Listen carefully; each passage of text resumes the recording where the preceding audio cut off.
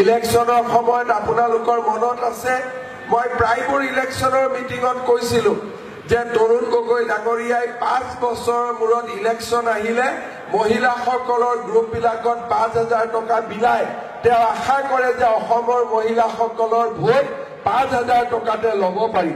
তেনেকুৱা তেওঁৰ এটা ধাৰণা আছে।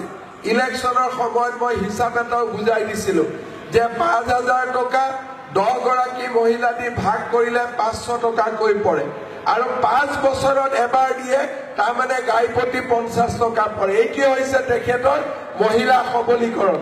মিটিঙে পত্ৰ লগ পালে কয় যে আমাৰ মহিলাসকল কনকলতা হ'ব লাগে, মূলা গাভৰু হ'ব লাগে আৰু বছৰত দিয়ে 50 টকা। এইটো হৈছে আমাৰ সবলীকৰণৰ মন্ত্ৰ।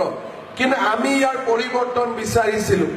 প্ৰথম বছৰ 25,000 টকা, দ্বিতীয় বছৰ 50,000 টকা, তৃতীয় বছৰ 1 লাখ টকা আৰু চতুৰ্থ বছৰ যিসকল আত্মসহায়ক গোটে ইতিমধ্যে ভাল কাম কৰিবলৈ সক্ষম হ'ব তেওঁলোকক আমি 2 লাখ টকালৈকে আমি সাহায্য আগবঢ়াবৰ বাবে সিদ্ধান্ত গ্ৰহণ কৰিছো।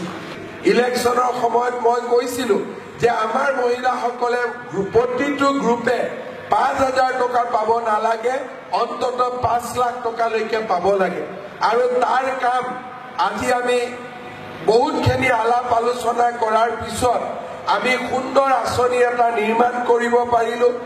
NRLM-ৰ আঁচনিৰ লগত NULM-ৰ আঁচনিৰ লগত আমি হাতত হাত ধৰি দুটা বহুত আঁচনি চলাই লাভ নাই।